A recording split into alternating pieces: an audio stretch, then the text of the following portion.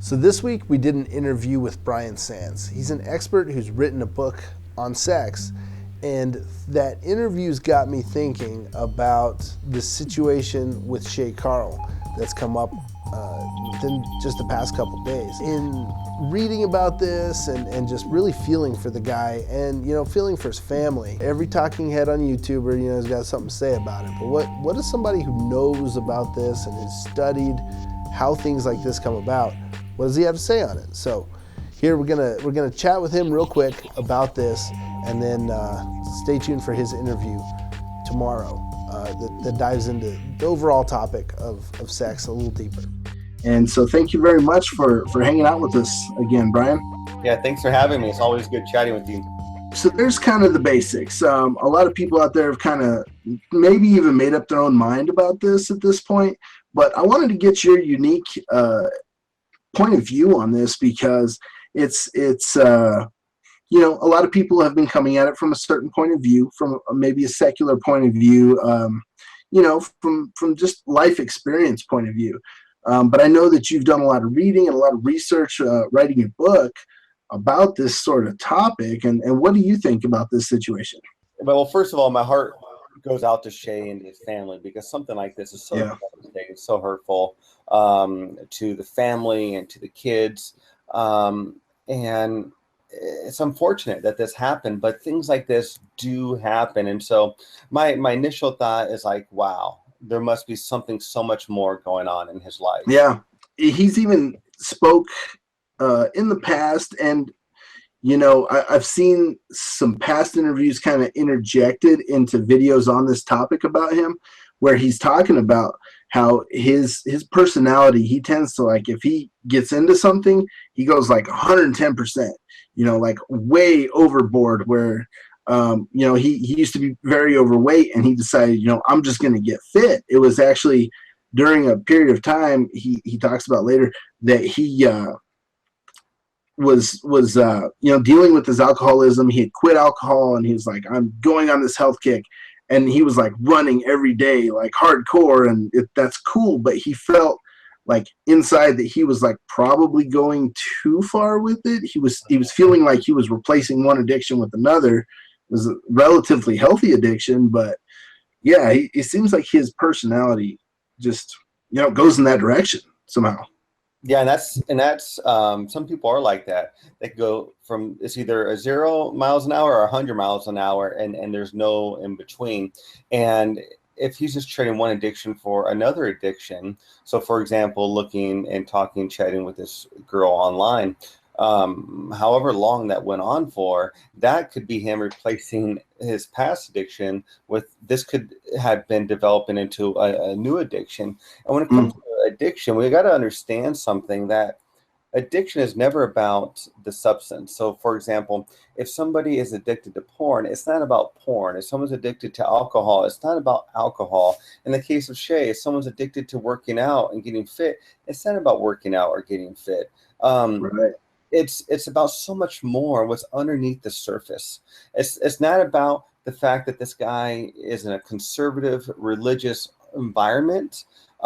He abides by the Christian Judeo morals and values and all of that. It's not about religion impressing him, and so now he's finally like freeing himself to like this brand new like level of freedom where now he can do whatever he wants.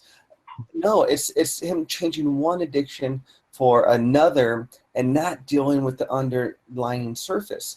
And I have no idea what the issue for Shay is underneath the surface, but that's something that you've got to deal with through counseling and through good, solid therapy, because until you do that, he's going to continue trading one addiction in for another addiction. Yeah, I assume that that's kind of what his rehab is hopefully going to try and address. So, and I hope his wife could forgive him and his kids can forgive him, and because this is going to be a long journey for him without a doubt. But that's why I'm so passionate about writing what I write about. It's not that I'm perfect by any means at all. Nobody is. But the second part of my book, I talk about freedom and redemption. And lots of times people say freedom is doing whatever you want. Freedom is talking to that girl online and hooking up with that neighbor down the street. Freedom is getting drunk whenever you want to get drunk. Freedom is, and that's not freedom. All those things create bondage. You know, people would look at Shay and say, yeah, he finally now has freedom. He doesn't have freedom. He is in so much bondage right now, so much turmoil right now. Like, yeah, we got to be praying for him and praying for his family and praying for comfort.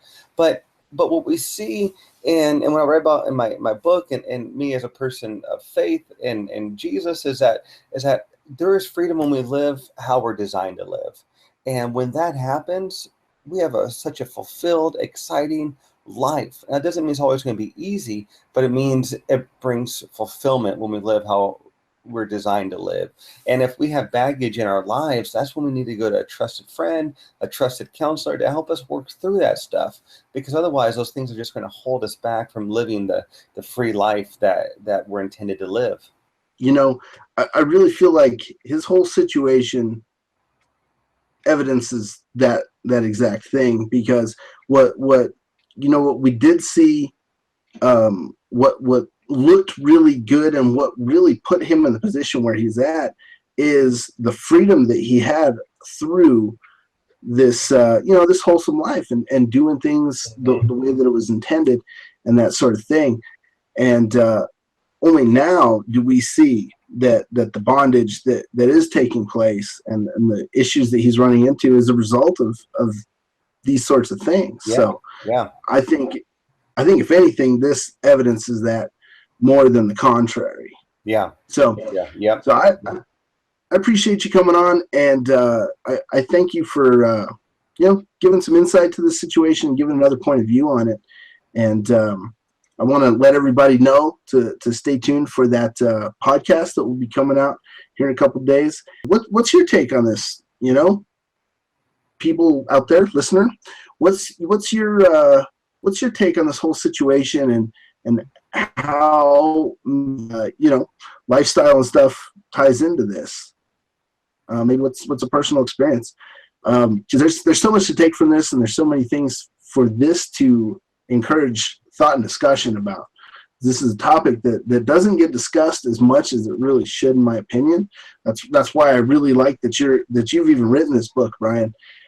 It's bringing to light some things that in many of these conservative religious communities isn't talked about as much as it really should. Yeah, absolutely. So thank you very much for being with us, Bryan. Appreciate it. And you have a good night there. Yeah, you too.